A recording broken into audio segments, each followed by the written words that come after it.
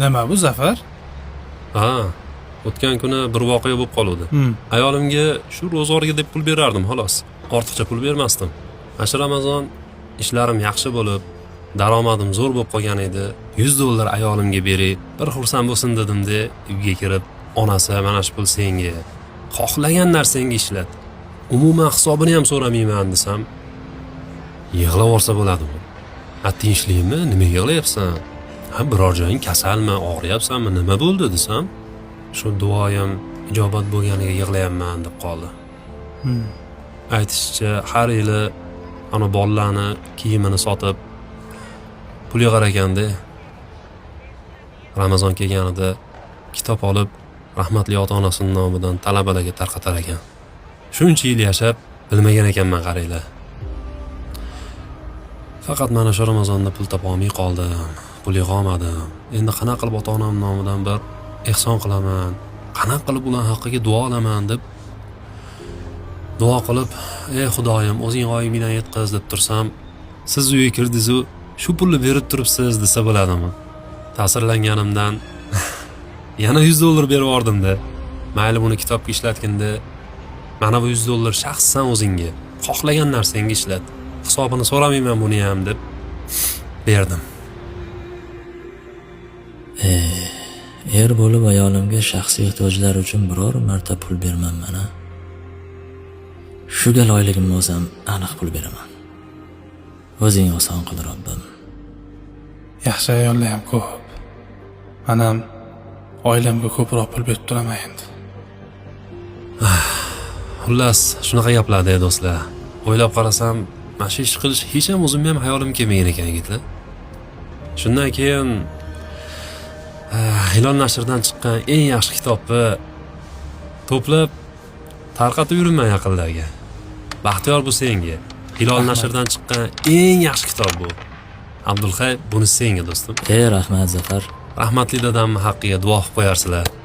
Omon bo'linglar. Bo'pti, rahmat Zafar. Abdulxay, hop, bo'pti. Bo'pti Zafar. Ehtiyot bo'l.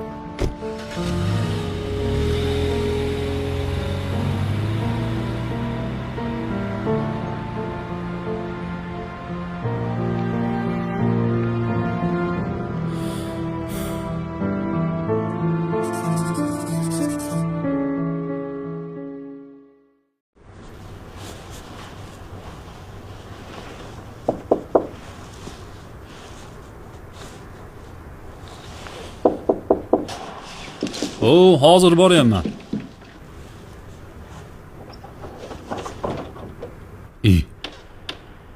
Eshikni shu olganmisiz? Assalomu alaykum. Zafar akamisiz? Va alaykum assalom. Ha, men. Iltimos shuni olib qo'ysangiz. Nima bu?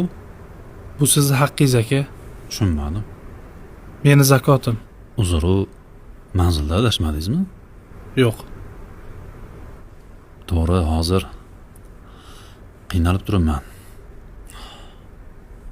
Ahvolim og'ir, lekin hech kimga qiynalib qoldim, yordam qilinglar deb gapirib yurgan joyim yo'q edi. Aka, xijolat bo'lmang. Meni yaxshilab so'rab, surishtirib, sizni haqdorligingizni bilganimdan keyin keldim. Mayli-yu, shuni ko'chada yuzma-yuz gaplashsak bo'lmaydimi?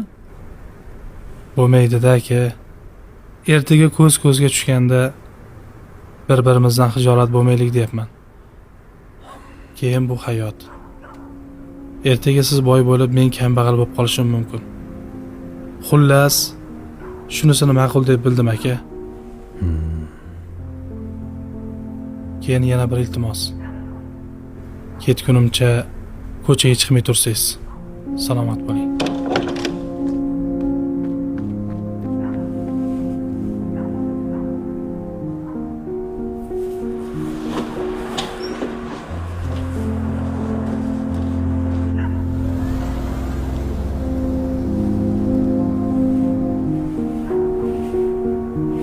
Yaxshi odamlarni boriga shukr.